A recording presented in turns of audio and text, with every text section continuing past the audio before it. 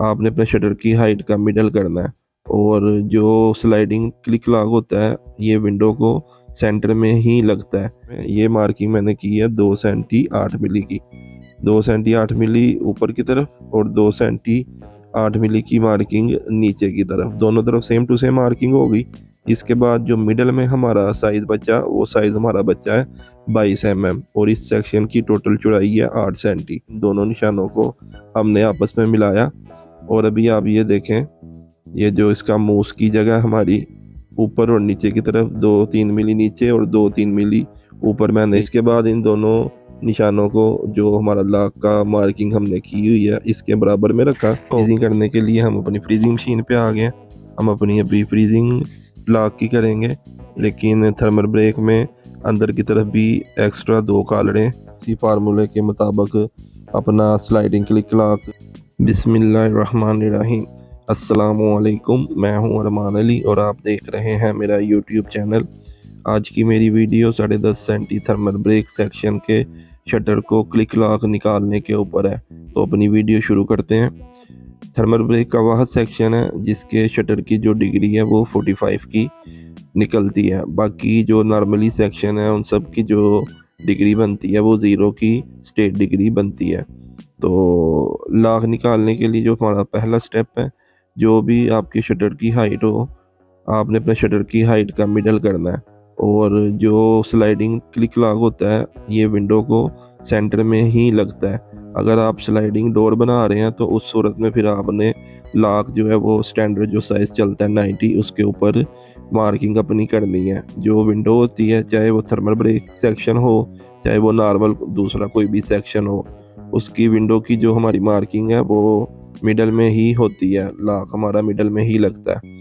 तो अभी हमने अपने पीस का जो सेंटर है वो सेंटर की हमने मार्किंग करनी है दोनों तरफ। जिस तरह इस तरफ हमने मार्किंग करनी है सेम टू सेम वही सिस्टम में हमने अपनी दूसरी तरफ भी मार्किंग उठा लेनी है। उसके बाद हमने क्या करना है, हमारे लॉक का जो आउटसाइड का कवर है इसके मिडल में हमने एक निशान लगाना है। तो मिडल में निशान लगाने के बाद इस कवर का जो मिडल का निशान है और शटर की हाइट का जो मिडल का हमने निशान लगाया, इन दोनों निशानों को हमने आपस में मिला लेना है। इस कवर के ऊपर और नीचे 2 मूस बने होते हैं, ठीक है, यानी एक ऊपर और एक नीचे, जिस पे हमारे स्क्रू टाइट होते हैं और हमारा लॉक रुकता है।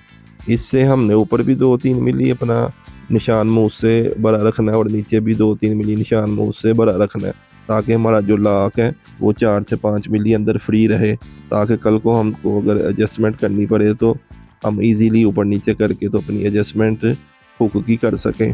तो ये मार्किंग हमारी ऊपर नीचे की मैंने की है। अभी जो मैंने मार्किंग की है इसके राइट और लेफ़्ट में, ये मार्किंग मैंने की है 2 सेंटी 8 मिली की, 2 सेंटी 8 मिली ऊपर की तरफ और 2 सेंटी 8 मिली की मार्किंग नीचे की तरफ, दोनों तरफ सेम टू सेम मार्किंग होगी। इसके बाद जो मिडल में हमारा साइज़ बचा वो साइज़ हमारा बचा है 22 mm और इस सेक्शन की टोटल चौड़ाई है 8 सेंटी। जिस तरह मैंने इस साइड के ऊपर मार्किंग की है सेम टू सेम इसी तरह दूसरी साइड पे भी करनी है। ये जो मेरा निशान है सेंटर का, ये इस शटर की जो हाइट का हमारा मिडल निकला था ये निशान, और ये आगे हमारी लॉक की आउटसाइड की जो कवर है इसके मिडल में भी हमने निशान लगाया। इसके बाद हमने क्या किया, इन दोनों निशानों को हमने आपस में मिलाया और अभी आप ये देखें, ये जो इसका मूस की जगह हमारी ऊपर और नीचे की तरफ 2-3 मिली नीचे और 2-3 मिली ऊपर मैंने ये मार्किंग बड़ी की है। तो इसका फ़ायदा यही होता है कि एडजस्टमेंट कल को अगर आपकी बराबर ना हो तो आप ऊपर नीचे करके तो इसको एडजस्ट कर सकते हैं। तो ये हमारा बीच का गैप है 22 mm और जो हमने राइट लेफ्ट में मार्किंग की है वो हमने की है 28 mm। सेम टू सेम इसी तरह भी हम दूसरी साइड पे भी मार्किंग करेंगे। तो बहुत ही सिंपल है इस लॉक को लगाना, कोई भी इसमें परेशानी वाली बात नहीं है। अभी हम दूसरी साइड के ऊपर अपनी मार्किंग कर रहे हैं। ये मार्किंग करने के बाद फिर हमारी जो हुक की मार्किंग है हम फिर वो करेंगे। अभी आप ये देखें, ये लॉक में हम अपनी हुक लगाते हैं।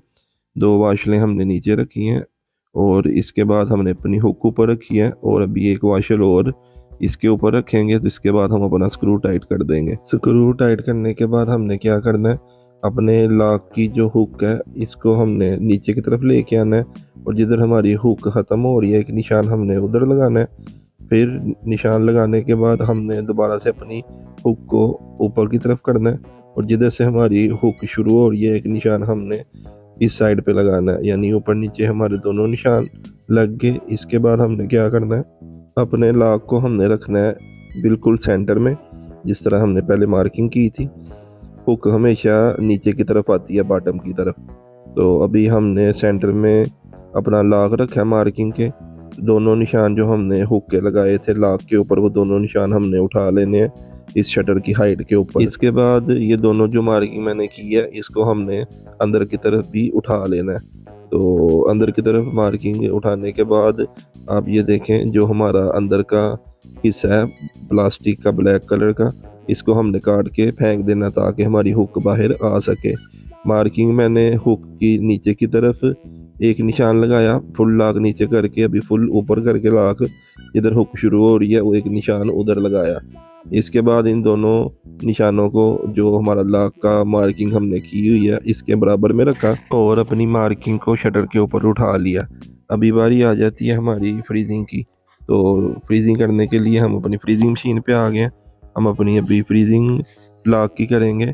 इसमें हमें 4 कालड़ें काट के फेंकनी पड़ती हैं। नॉर्मली जो सेक्शन में हमारा क्लिक लॉक लगता है इसमें सिर्फ 2 कालड़ें ही होती हैं, लेकिन थर्मल ब्रेक में अंदर की तरफ भी एक्स्ट्रा 2 कालड़ें हमको काटनी पड़ती हैं। तो अभी आप देख सकते हैं कि एक साइड की जो कालड़ है वो हमने ऊपर की काट ली है। अभी इसके बाद जो नीचे की कालड़ है हम उसको फ्रीजिंग करेंगे। फ्रीजिंग में ही थोड़ा सा ही आपकी मेहनत ज़्यादा होती है, क्योंकि इसमें कालड़ें हमें 2 एक्स्ट्रा काटनी पड़ती हैं, जिसकी वजह से टाइम थोड़ा सा ज़्यादा लगता है। ये आप देख सकते हैं हमारी जो भी दूसरी कालड़ है इसको हम फ्रीजिंग कर रहे हैं। इसके बाद हम इस पीस को घुमा के नीचे की साइड ऊपर करके तो उस साइड की भी दोनों जो हमारी कालड़े हैं उनको हम फ्रीजिंग कर लेंगे। अगर तो आप आसानी से लॉक निकालना चाहते हैं अपने थर्मल ब्रेक के शटर में, तो जो फार्मूला मैंने आपको बताया, जो तरीकाकार मार्किंग करने का बताया, अगर आप इसी तरीके से मार्किंग करेंगे तो बआसानी से आप अपना शटर में लॉक निकाल सकेंगे। तो ये फ्रीजिंग हमारी हो चुकी है। अभी फ्रीजिंग हमारी बाकी है इसकी हुक की। तो इसके लिए हम अपने वर्मा मशीन पे आ गए। वर्मा मशीन को हमने 8 mm का जो बिट है वो बंद किया है। अभी इस 8 mm के बिट की मदद से हम अपनी सेंटर की जो हुक की फ्रीजिंग है उसको करेंगे। तो अभी हम अपनी फ्रीजिंग करते हैं। आप ड्रिल की मदद से भी कर सकते हैं ये फ्रीजिंग हुक की। और रही बात ये लॉक की, जो भी हमने फ्रीजिंग की है चारों कालड़ों की, इसको भी आप ड्रिल की मदद से भी कर सकते हैं, रूटर मशीन की मदद से भी कर सकते हैं। जो आपको आसान लगे वो तरीका आप यूज़ कर सकते हैं। तो ये माशाल्लाह हमारी जो फ्रीजिंग है वो कंप्लीट हो चुकी है, हुक की भी और लॉक की अंदर की भी। इसके बाद हम अपना स्लाइडिंग क्लिक लॉक शटर के अंदर बिठा के तो आपको चेक करवाएंगे। तो बहुत ही सिंपल तरीका है इस लॉक को लगाने का, कोई भी परेशानी वाली बात नहीं है कि इसकी मार्किंग किस तरह से करते हैं या किस तरह से नहीं। जो फार्मूला मैंने आपको बताया, अगर आप इसी फार्मूले के मुताबिक अपना स्लाइडिंग क्लिक लॉक की मार्किंग करेंगे तो इंशाल्लाह आसानी से आप अपना जो क्लिक लॉक है इसको निकाल सकेंगे। तो उम्मीद करता हूँ मेरी आज की वीडियो से आपको कुछ ना कुछ नया सीखने को ज़रूर मिला होगा। अगर तो आप लोगों को मेरी वीडियो पसंद आई हुई हो तो मुझे अपनी दुआओं में याद रखिएगा। इंशाल्लाह मिलेंगे नेक्स्ट वीडियो में। तब तक के लिए मुझे दीजिए इजाज़त। अल्लाह हाफिज़। अस्सलामु अलैकुम।